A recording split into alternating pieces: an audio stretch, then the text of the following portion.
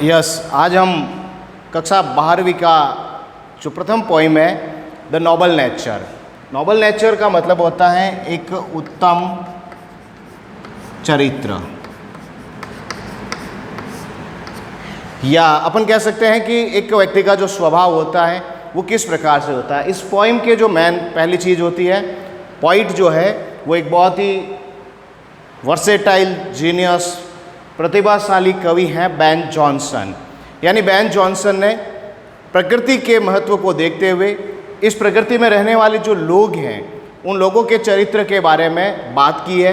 कवि ये बताना चाहता है बेन जॉनसन इस कविता के माध्यम से कि प्रकृति से उन्होंने दो प्रतीक लिए हैं। प्रतीक मीन्स सिंबल, यानी यहाँ पर उन्होंने दो सिंबल लिए हैं, एक ऑक का और एक लिली का। इस ऑक और लिली के माध्यम से वो ये बताना चाहते हैं कि प्रकृति में मनुष्य जो अपना जीवन जीता है उस मनुष्य का जीवन भले ही छोटा सा हो, लेकिन वो जीवन पूरी तरह से बहादुरी से, साहसपूर्वक कार्यों से और कुछ अच्छे चरित्र के भरा हुआ होना चाहिए। एक दूसरी तुलना उन्होंने ओक के वृक्ष से की है कि ओक के वृक्ष के समान व्यक्ति को केवल मात्र अपना जीवन चक्र जो होता है वो बहुत लंबा व्यतीत नहीं करना चाहिए। यानी एक ओक का जो पेड़ होता है, पौधा होता है, उसका जो लाइफ स्पैन होती है, जीवन चक्र, वो बहुत लंबा होता है, लेकिन वो लास्ट में जब अंत होता है उसका तो केवल मात्र उसके पत्ते सूख जाते हैं, पूरी तरह से वो मुरझा कर नीचे गिर जाता है। उसका लाइफ स्पैन 300 साल होता है, लेकिन उसका मानव जीवन के लिए कोई उपयोग नहीं होता है।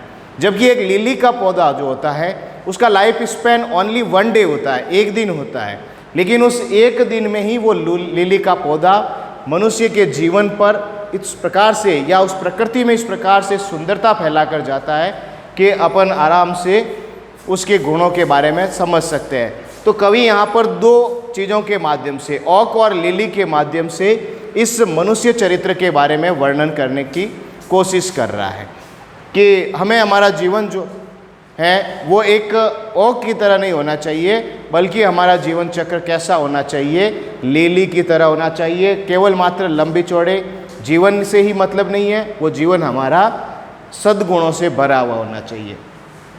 तो यहाँ इस कविता के माध्यम से बेन जॉनसन हमें यही बताना चाहते हैं, जो कि मैंने आपको बिल्कुल शॉर्ट में बताया है। जैसे कि it is not growing like a tree. कवि बेन जॉनसन क्या कहना चाहते हैं? It is not growing. Growing का अर्थ क्या होता है? बढ़ना।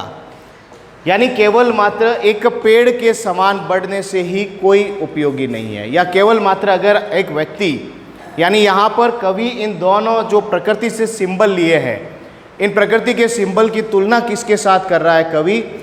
इनकी तुलना कर रहा है कवि मनुष्य के साथ, कि मनुष्य का जीवन जो होता है वो केवल मात्र एक पेड़ के समान बढ़ने से ही कोई उपयोगी नहीं है।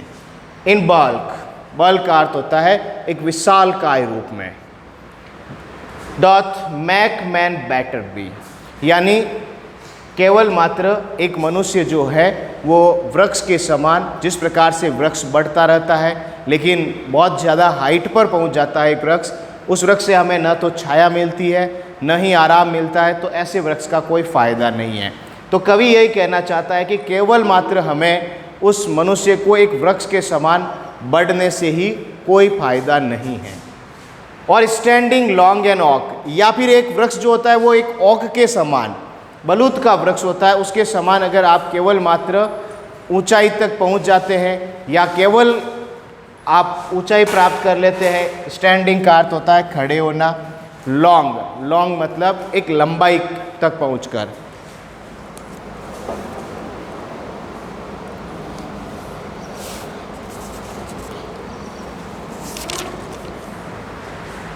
तो केवल मात्र इन बल्क, यानी एक विशालतम रूप से केवल मात्र बड़ा होने से ही कोई मतलब नहीं है। और अगर स्टैंडिंग लॉन्ग एन ऑक, और अगर आप बलूत के वृक्ष के समान एक बड़ी आकार के रूप में अगर आप खड़े रहते हैं 300 ईयर्स, क्योंकि एक ओक के वृक्ष का जो लाइफ स्पैन होता है ये इसका लाइफ स्पैन है। देखिए मेन चीज, मनुष्य जो है केवल मात्र उसको ओक के वृक्ष के समान खड़े नहीं रहना है, क्योंकि ओक के वृक्ष का जीवन चक्र जो होता है, उसका जो लाइफ स्पैन होता है वो 300 साल का होता है। लेकिन to fall a log at last, लेकिन वो 300 साल तक जीवित रहने वाला एक बड़ा सा विशालकाय आकृति का, बल्क मीन्स विशालकाय आकृति का जो पौधा है, पेड़ है, वो अंत में एक लॉग के समान गिर जाता है। लॉग का अर्थ होता है लट्ठा, पेड़ का जो होता है वो उस लट्ठे के समान गिर जाता है। ड्राई, पूरी तरह से सूख कर, बेलाइट यानी पत्तियों रहित, यानी एंड सियर, सियर का अर्थ होता है मुरझाना। यानी कवि बेन जॉनसन ये कहना चाहते हैं कि जो ओक का वृक्ष होता है, उस ओक के वृक्ष का लाइफ स्पैन 300 साल तक का होता है, लेकिन 300 साल जीवित रहने के बाद भी वो प्रकृति में किसी भी प्रकार से किसी की सहायता नहीं करता है, किसी पर भी कोई प्रभाव नहीं छोड़ता है, और उसका अंत जो है वो किस प्रकार से होता है, वो अंत में बिल्कुल सूख जाता है, पत्तियों से रहित हो जाता है। यानी उसके पेड़ के ऊपर पत्तियां पूरी तरह से समाप्त हो जाती है और पूरी तरह से वो पौधा, पेड़ मुरझा जाता है।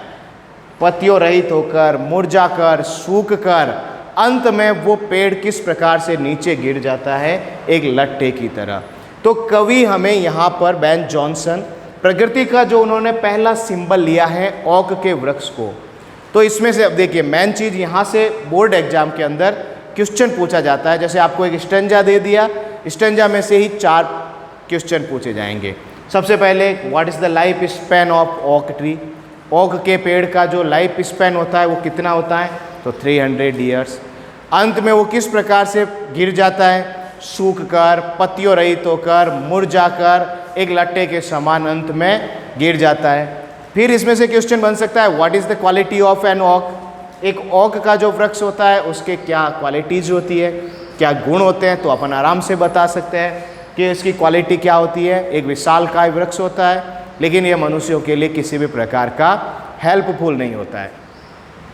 अब दूसरी चीज़, ये ओक का वृक्ष हमें क्या बता रहा है कि यह केवल मनुष्य का जीवन चक्र बहुत लंबा होने से कोई नहीं होता है। जीवन चक्र भले ही छोटा है, लेकिन वो पूरी तरह से कार्यों से, वीरतापूर्वक कार्यों से भरा हुआ होना चाहिए। अब यहाँ पर लिली के बारे में कवि क्या बात कर रहा है कि एक जो लिली का पौधा होता है, कुमुदिनी का पौधा, उस लिली के पौधे की जो लाइफ स्पैन होती है, वो लाइफ स्पैन उसकी होती है ओनली 1 डे। यानी ये कुमुदिनी का पौधा केवल मात्र 1 दिन जीवित रहता है, लेकिन उस 1 दिन में ही वो अपने आसपास की पूरी प्रकृति को सुगंधित कर देता है, आसपास की पूरी प्रकृति को प्रकाशित कर देता है। तो अ लिली ऑफ अ डे, तो कवि बेन जॉनसन क्या कहते हैं कि एक लिली का जो फूल होता है उसका लाइफ स्पैन 1 डे होता है, इस फेरर फार इन में, और यह जो होता है वो पूरी तरह से बहुत ही शानदार, चारों तरफ प्रकाशित करने वाला, चारों तरफ खुशबू फैलाने वाला पौधा होता है। Although it fall and die that night, यद्यपि यह जो लिली का पौधा होता है वो केवल मात्र 1 ही दिन में उसका उदय होता है, और उसी रात ये पूरी तरह से क्या हो जाता है, गिर जाता है। यानी 1 दिन में ही उदय होता है और 1 दिन में ही वो वापस गिरकर मर जाता है, इन स्मॉल प्रपोर्शन। तो कवि यहाँ पर मेन चीज़ यहाँ लिली के पौधे के बारे में बता रहा है कि उसका लाइफ स्पैन भले ही 1 दिन का है, लेकिन वो 1 दिन में पूरी प्रकृति को प्रकाशित कर देता है, वो 1 दिन में पूरे प्रकाशमान कर देता है। तो कवि बेन जॉनसन हमें यही कहना चाहते हैं कि इन स्मॉल प्रोपोर्शन, कि हमारा जो जीवन है, कवि प्रकृति के इन 2 सिंबल्स में से, ओक के सिंबल में से और लिली का सिंबल, इन दोनों सिंबल के माध्यम से वो मनुष्य को यही समझाना चाहता है कि हमारा जीवन चक्र बिल्कुल भले ही छोटा हो, स्मॉल हो, टुकड़े टुकड़े में हो, विथ जस्ट ब्यूटी सी, हमें उस जीवन चक्र में क्या देखनी चाहिए, केवल मात्र सुंदरता देखनी चाहिए। And in short measures life में परफेक्ट मी, और हमारा जो मापन जो है, केवल कवि बेन जॉनसन के अकॉर्डिंग केवल आपका जीवन चक्र लंबे होने से ही कोई मतलब नहीं है। मतलब यह है कि आपका जीवन चक्र भले ही छोटा है, लेकिन वो छोटा भी कैसा होना चाहिए, परफेक्ट होना चाहिए, पूरी तरह से बहादुरी पूर्वक कार्यों से भरा हुआ होना चाहिए। लाइफ स्पैन छोटा है लेकिन बहादुरी पूर्वक। किचू केतुनी